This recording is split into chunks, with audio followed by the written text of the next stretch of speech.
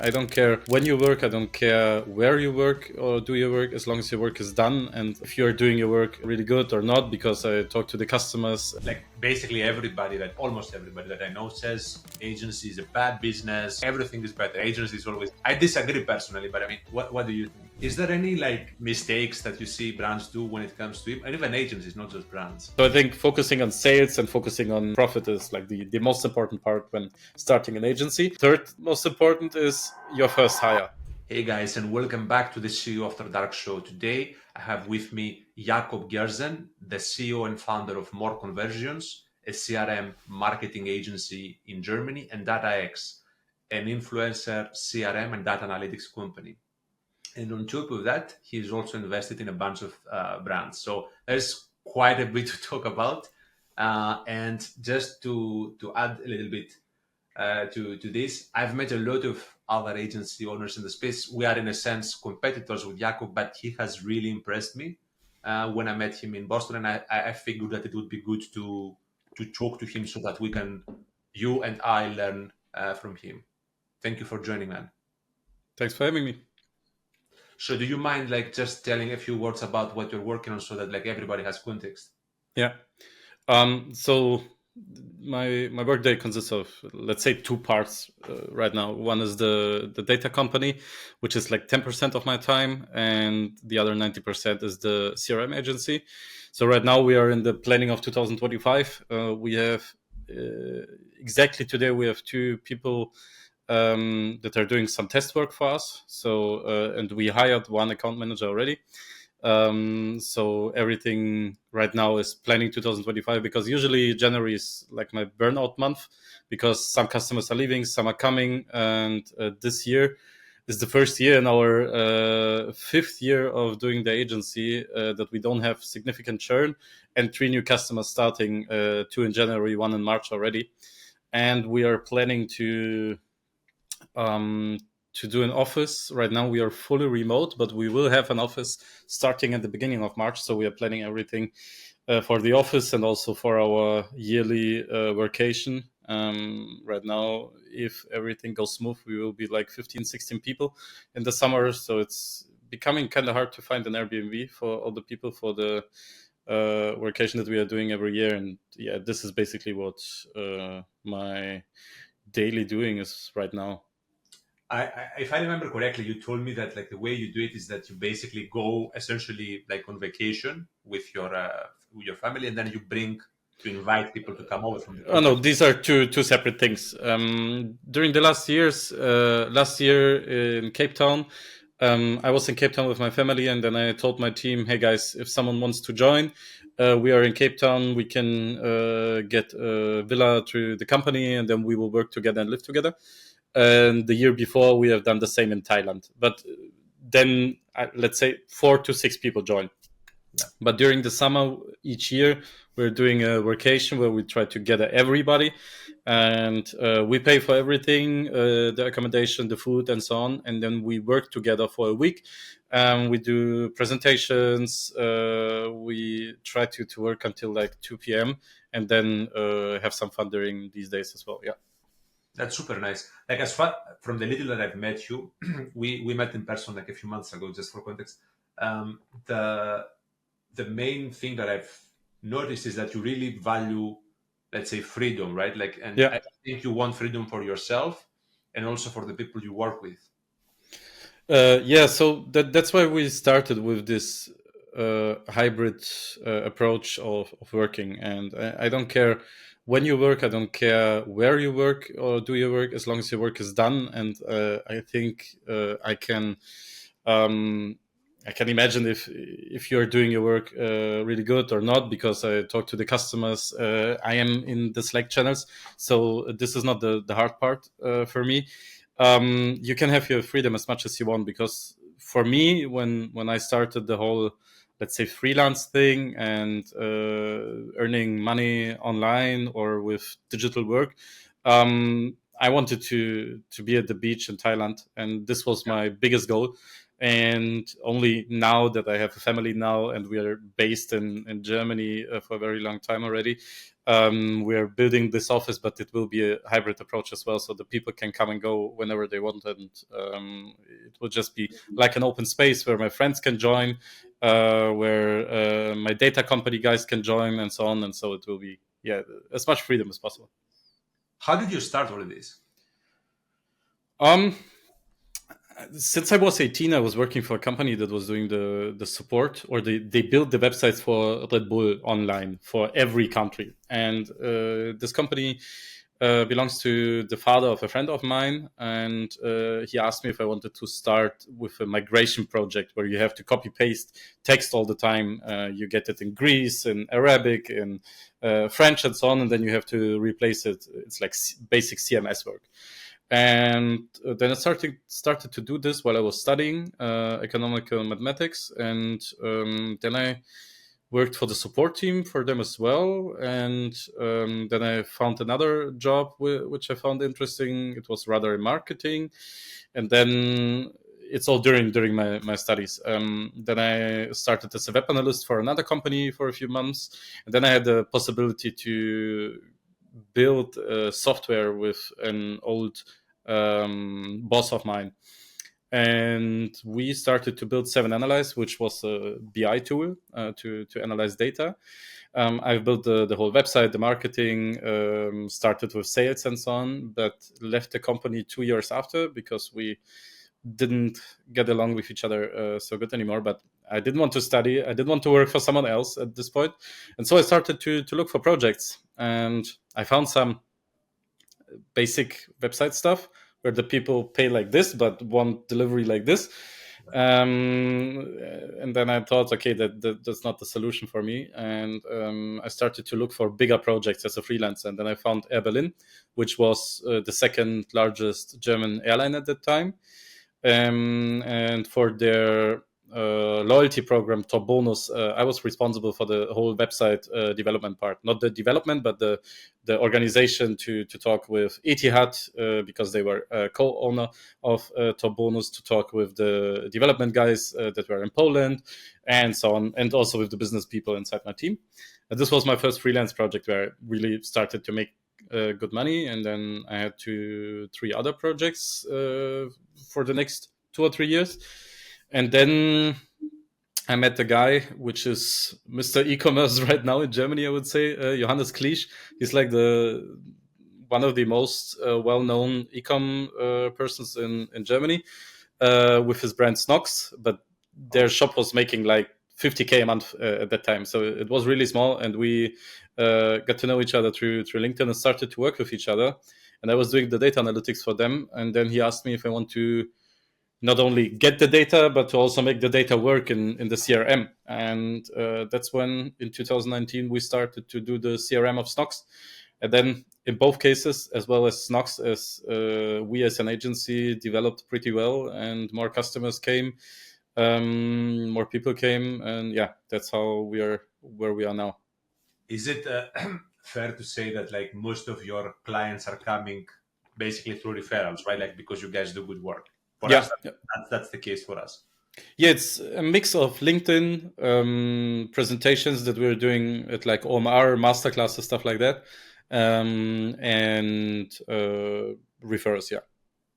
And just so that I understand, like, okay, you're starting this essentially freelance career, it eventually becomes an agency, and then you essentially get some good projects, they give you traction, and then suddenly you have a software company on top. Like how did that happen? Yeah, so we started to do analysis like zip code analysis for Snox. So we wanted to find out where are the people coming from that are purchasing from Snox. The results were not surprising. In the big cities, they have the most purchaser. In the small cities, they have less purchaser. So, but there was an error that happened in my analysis, because Excel cut the 0 in front of the zip code. And in Saxonia, where I live, which is a sub-state of Germany, so we have 16 separate states. our zip codes start with 0 and Excel cut them. And so on the map that I generated with Power BI, it looked like we don't have any sales in Saxonia. And then a friend of mine, which is a really good developer, was starting to look for some side hustle because COVID started, and he's really one of the most gifted developers that I know. And I hired him without any ideas at that moment of time. I didn't know what we would do. I just knew that if I have the chance to pay him money to do something for me, I should use it. And then we started to build the software because he had the idea. Then he said, "Yeah, everything that you're doing there, I can build in the software. I can crawl all the data from Shopify. We can do reports and stuff." And that's how we started to do the reports. And because there was no Lifetimely at that time, or Lifetimely didn't have the reports that we needed, there was no GetCla. And so we start to build reports like what have been ordered together, what have been ordered in 2 consecutive orders, which products lead to repurchases when they have been bought in the first purchase and stuff like that. And during the last 5 years, every question that we had about product purchase behavior, we integrated in predefined reports in this tool. And then one customer of ours started to analyze their influencer discount codes with our tool because Shopify discount code reporting is very, very bad. And then I told them, yeah, guys, if you're abusing our tool, basically, because they wanted to have API access to the discount codes report and stuff. And I was like, yeah, let's build an own solution for that. And so we started to build the influencer CRM. Right now, DataX is kind of a side hustle. I mean, we have like 150 to 200 shops crawled in the analytics software because I have shares in another CRM agency here in Germany, a guy that was my freelancer, and he also uses our tools, and we use them for all of our own customers. Right now, we are only selling the influencer CRM, so this is like a very small part of SaaS business. We do like 10K MRR, which is proof of concept in my opinion, but I didn't have the time to follow the software path deeper and start sales and stuff like that. Do you plan to, do you want to, like, because I mean, from what I hear from other people, like basically almost everybody that I know says agency is a bad business, SaaS is better, e-commerce, like everything is better. Agency is always, I disagree personally, but I mean, what do you think? Agency is a very easy business model, right? It's very easy to earn your first, let's say 50, 60K a month with like 3 or 4 employees. I think the hardest part is to grow above 100K monthly revenue, above 200, 300K. There are not a lot of agencies who are doing it. But for the beginning to gather some cash flow to do some profits, I think agency is the easiest because you don't have a product basically. Your people scale with the revenue you are generating, and therefore agency business is pretty easy. SaaS is pretty hard business because you have a product, you have a software that you developed where you need to put in time or money. Sales is way harder because of the life cycles, and also it's not that easy to always show the return on invest and so on. And that's why SaaS is, let's say, for the more advanced entrepreneur. So there are business models based on levels of entrepreneurship, let's put it like that. I think agency is very easy, but it's hard to scale. SaaS is very hard, but easier to scale. Let's put it like that. Okay. And why do you say it's hard to prove the ROI? I guess it's difficult for the customer to use the tool and get value from it. Like that's how you mean, probably. You have to educate the customer on how to use the tool, and as soon as your tool is they create a dependency. When they have all their data managed in this tool, they have some kind of dependency from you, and that's not what brands usually want to have, right? So if we decide we're using Slack now, for me to migrate away from Slack would be impossible. We have so many, everybody's using Slack, right? And therefore SaaS decisions take longer time, and also people it's the same with our agency service, right? People always think they can do it on themselves. They can use Excel to do it and so on. And so the ICP is not always easy to target. And I'm pretty sure it's, if I would do full-time sales for our software, I would be at 100K MRR within a year. But I would need to do it full-time. So we will see when I will flip the switch and concentrate more on the SaaS business. But right now it's the agency, which adds the most value for me, my family, and my fun parameter. Let's put it like that. And I guess the way you've set it up now, your agency still benefits from the SaaS, right? Like your team uses the tool that you've built, for example. So it really helps like save them time, add more value to clients, like that sort of thing. Exactly. And we also we keep building it on. So I think one of the latest things that we added was like, if you export a segment from Klaviyo, you can also export the creation date of the profile. And we push this data back into our tool, and then we can tell you how many days between subscription and purchase and stuff like that. Also, if they are negative, so that we can know if somebody orders samples, for example, then we know how many days they check the samples, then they order and so on, and then we can adjust our CRM strategy basically. It's very interesting when you do this analysis. I mean, at least in our experience, what tends to happen is that most of the conversions of leads happen basically soon after they sign up, right? Like first day, 3 days, week, etc. At most, you would say like, I don't know, 1 month after that, they don't really buy in a way. It's basically an inverted exponential function, right? You have 80% at the very first day, then you have 10% at the second day, 5% at the third, and then it's only decreasing. But nevertheless, there are some cases, for example, when they order samples and then we send them a postcard where we can see we can increase the likelihood of a purchase. And that's what we measure. For example, we measure 2 cohorts. One gets an email and one gets email plus direct mail. And then we see the increased revenue and what was the incremental revenue. And then we can check if the postcard costs, for example, 80 cents and it generates €4, then it's a no-brainer. Is there any like, I don't know, like big myths or I don't know, like mistakes that you see brands do when it comes to, and even agencies, not just brands? Yeah. To CRM or to data? Both. I mean, they're connected in a way, right? Yeah. Not everybody connects them, but yeah. Yeah, I think there are a lot of agencies, at least from what I am reading on LinkedIn and stuff, where if you would challenge their posts or their case studies and stuff like that, and by challenge I mean how much revenue does the welcome flow generate? How much CLV uplift did the customer generate before working with you and after working with you for new customer cohorts? Stuff like this. You would see that a lot of people are having really high opportunity costs because they are not leveraging everything that they could do in their business. So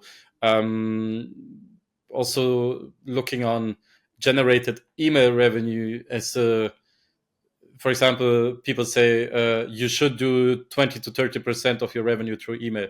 That's just bullshit, because I can do 100% of my revenue through email if I display a 60% off code in the pop-up that I display to every customer that comes to the website. Then I will have like 80% attributed revenue, but it's not the cause for this revenue, right? So I think it's for me it's way better to work with customers that understand this kind of, it works in how agencies influence how their success is. And we are looking at on the long term. Of course, there are like short-term KPIs, but in the long run, we are looking at CLV increase based on your customer cohorts, because this is the most valuable one. If you scale on a big level and your marketing angles and the acquisition change, this can vary, of course, but in the long run, it still should at least stay consistent when a brand starts to work with you. Okay. when it comes to brands themselves, like what's the mistake that you see? Like forget what the agencies do. Like when you Yeah. work with a new client, like what do you see that they mess up most often? Yeah. I think the most brands don't know what they should get out from data, and sometimes they try to generate reports, but without drawing conclusions out of it. Yeah. So, best example, we want to know how much of our sales have been watches versus jewelry. And can you adjust your report to display this based on collection level? And I was like, okay, if I tell you 99% of your sales come from jewelry, will you stop selling watches? No. Okay, then why do we need this report? If you don't draw conclusions out of it, we don't need to generate the report, right? And so that's the brands don't know what to ask the data, then they don't know how to pull the data, and then they don't know how to interpret it. And I think only bigger brands, let's say middle eight figures, 50, 60 million, they start to either work with freelancers as data analysts, or they start to hire data analysts, where they start to build data warehouses to gather all the data, to generate really impactful insights and to draw conclusions out of it. And I think this is one of our USPs that we are bringing in. And that's what I'm always telling them. A data analyst will cost you between 80 to 120K. And what we can generate you with a finger snap, these reports, they will take 1 year to generate. And so you save a lot of money, and you can always ask me questions about the data when you're working with us, and I will see if I make it a standard report or if I build it on the raw data. I see. When it comes to how you work with clients, because I think that's like a very important consideration. Like you know what you're talking about, but when it comes to working with clients, you don't really do the job yourself the way you have an agency. How do you go about training your team so that they can deliver the same insights that you would? Like, is there some structure that you like? Mm. Because it's kind of complex, right? Like, it's not that you teach them how to press the buttons on Klaviyo. They need to learn how to like do more You deep. mean my internal team? Yeah. Yeah. Like, how does the analysis training Yeah. happen? Um, it's not at 100% at the moment. So I always do the initial data due diligence for the customers. So I make the close, I make the sales, I make the close, and then I do the data due diligence, and we generate a roadmap for the first 6 months. And then when I give it to our account manager, and that's where the customer get to know the account manager. An account manager for me is someone who, in an ideal world, doesn't work in Klaviyo, so doesn't build emails. He gives the strategy, or she. Let's say the snap and cart email, these are the objections. Please build an element for handling the objections, and then designer and the copywriter will build the element and build it in Klaviyo. And the account manager is working on generating data insights, asking questions, and building the strategy, basically. For us right now, it's the first time that one external account manager starts working for us. He worked for a German agency and for an Australian agency in the past, and will now start working for us. But in the past, all account managers were working for at least 2 years for us, learning everything that we do with our customers, and then started to manage their own first customers. And then, so it's always internal people who become account manager, at least in the past. Now it's the first time we have tried a different strategy. So we will see how this works out. But sometimes I also take them in a call for 2 or 3 hours where I go through the data due diligence that I'm creating in real time and telling them what I find interesting and why I dig down deeper and what is interesting about that. But most of this is in my head because I have so many accounts that I look through and look at the data, and there's so many due diligences that I have done in the past that I have like internal benchmarks, right? Yeah. It's if you know a first email in the event card doesn't generate 10% place order rate, then it can be improved, stuff like this. So it's a lot of experience as well. For like new hires essentially that you eventually develop them to the account manager role, how do you progress them? I know we discussed this briefly like when we met, but I think it's good information to kind of share. Yeah. I think it depends on if an employee wants to work with customers, because account managers, they call with every customer at least once a week, and there are also discussions, and they need to have the will to manage customers. So it's a manager position, right? And also they need to manage people inside the team. So they also have to have some kind of authority. And for example, designers didn't become account managers so far in our company because they want to design, and it makes them fun. They don't want to become the account manager. So we basically, everybody starts as someone who can do everybody can do everything.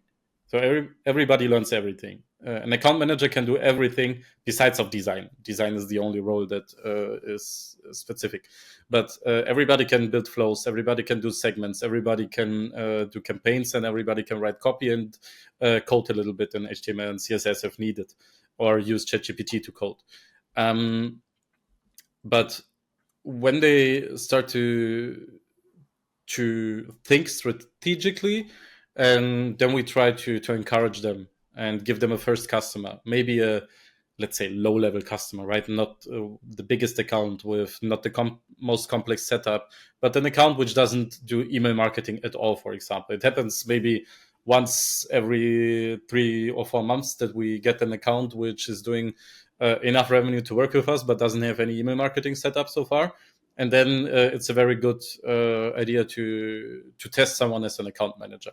And then you talk to the customer, you check out how satisfied they are, what they think about your account manager, and also the how you write to customers, how you talk to customers is really important to learn. And that's when the account managers just ask us, basically. So if you're a new account manager, there is a lot of back and forth how you should formulate things, how you should, if you fuck up something, for example, right? Or if a campaign hasn't been sent out for whatever reason, how you, if you are acknowledging that, hey, yeah, we fucked up, sorry, we fixed this, is way better than I don't know what went wrong. Klaviyo seems to have a bug, because when a customer finds out, it's not the best case for you as an agency. For sure. What do you think is harder to teach people, like how to talk and like handle like client interactions, or like the technical stuff? Um, I think the creativity and strategy is the hardest one, because you have to be, let's say, a marketing all rounder to generate like really new ideas that are interesting, because everything else, so you can always write something down into SOPs, right? Let's say there is a post-purchase flow, a customer has a post-purchase flow. Now you look at the data, what are people purchasing together, what are they purchasing afterwards, and then you send out 2 or 3 surveys, something like high CLV, didn't purchase last year, purchased once, never purchased again, to these people, and ask them, yo, why didn't you purchase from us? Then you combine the data and the service, and then you create a new post-purchase flow. And then you maybe have customer categories. For example, you are selling supplements, then you have weight loss, weight gain, muscle gain, longevity. So, and then you start to build the post-purchase flow. So it's the procedure, like broken down by me now in 30 seconds, but you can break it down in a 30-minute video, is not that hard. But to come up with like how to solve why people are not using your products, maybe we should build an app for habit tracker and stuff like that. These are marketing ideas, basically, right? And there are people who can just work on your SOPs, and they can do it very, very good, but they are not creative enough to come up with own solutions. But there are also people who generate new own solutions, new A/B testing, for example, stuff like that is really creative, in my opinion. And also like coming up with ideas like, hey, if someone has loyalty points, let's include this in the abandoned cart emails. If someone reached a tier level, let's include the progress bar, stuff like that. You have to think in what could be beneficial for the revenue, basically, and come up with strategic, creative solutions. The And I way, think that's the hardest part. the way I think about this is that you can create processes around the inputs, the steps that somebody take, but not the outputs. Like Yeah, what yeah, like that's how I think about it. And to your point about people coming up with ideas, like the way I've seen it works is that usually people start by copying what others have done initially, whether it's what you have done or what I people in the company or like people they see on LinkedIn or whatever. And it takes like years really to start having their own ideas. yeah. I don't think that's a shortcut, basically. No, because it's easier, right? So if something has worked, you can't fuck up as a new account manager if you just copy and paste what we have done for another customer already, right? And I think for us as a company, the most important part is to generate a space or time during the weeks to to think together, right? To generate ideas together, and also to make the people, the account managers, to create exchange on some level, so they can come up with ideas as well. And I think that's really important if you work in hubs like we do, so that you have, let's say, 5 account manager, and the account manager have their own people, and they are like companies in our company, basically. The exchange between the account managers is the most important part. Mhm. I think like one other element of this is that they need to have time to do this. Yeah. Really, like for you as the business owner, you can't like super duper load them. Then you have to give like some space that like they can kind of just think about things. So Yeah, I think what's important about time is that, of course, you have like very, very high workload during Q4, right? October, November, December is really, really high workload. January, February is not that high workload, and I think what we are doing, I don't care if they don't have enough to do in these months, right? Because then they can restructure their to-do list. They can think about customers. They can really dig down deep into the data. And so it's not that horrible that we could make more revenue during this time if we had more customers, because then in Q4 they will get burned out, and they will never have the time to come up with creative ideas. And that's, I think, what differs us from, let's say, most agencies. Most agencies, they created a process of, yeah, you're a customer, we create a band card, we create welcome flow, and it always looks 90% the same, and there are no new ideas, and everything looks generic. And but then you can do like 200, 300 customers a year. We have 30 customers and are 12 people now, and I think this is a kind of sweet spot where you have the time to come up with new stuff, with uh, innovative stuff that other agencies are not doing. but don't you also beat those other agencies when you kind of like compete with them? Like, they have more customers, but they don't do good work in a way. And it is like, as far as I see, it's less and less effective. Like, I have more and more cases where brands tell me I haven't had like a terrible experience working with an Yeah. agency. It was bad. Like, they have higher expectations almost. Yeah, yeah, yeah. But it depends on whether they had an agency or not. If they didn't have an agency and they start to compare us with other agencies, and we are 2 times the price of other agencies, then it's of course a lot of explaining how we work, and so that they understand how much effort there lies in. And I think, well, right now when we are in pitches, and I know there are other agencies involved, I tell the customers, ask them how many people they have and how many customers they manage. And this KPI, customers per capita, basically, explains a lot on which service level you will get from the other agencies. Yeah. That's a good one. Is there like before we wrap up, any like tip or advice that you'd give to people that want to basically build an agency like yourself, Yeah. that's like productive, efficient, etc.?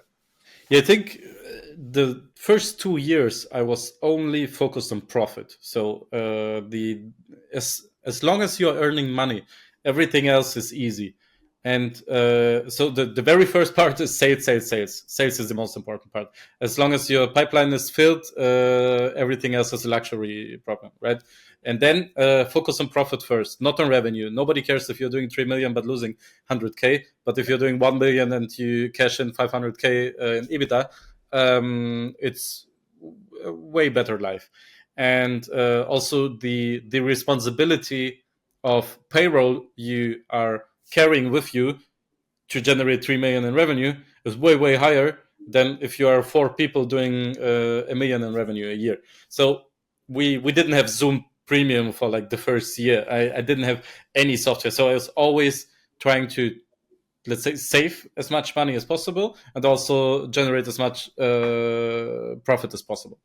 And I think that this helped a lot, so that we had a very solid bank account that we built up in the first 2 years, and then we could go more risk, basically, without having to think about the money, doing workations and stuff like that, to really treat the team well and stuff like this, right? So I think focusing on sales and focusing on profit is like the most important part when starting an agency. And the third most important is your first hire. I think agencies can fall if they hire wrong for the first person. And I was only hiring for attitude. I didn't care. Thomas was my first hire. I didn't care what his abilities were. I know he can think logically. I know he can code. He didn't ever build an email so far until that. But 1 year before, I didn't do it as well. So everything can be learned. As soon as he's willing to put in the work, it worked out for us. Yeah. Oh, that's a good one. Well, thank you for joining, Jakob. I really appreciate your time. It was a good chat. Thank you, George. Have a good day.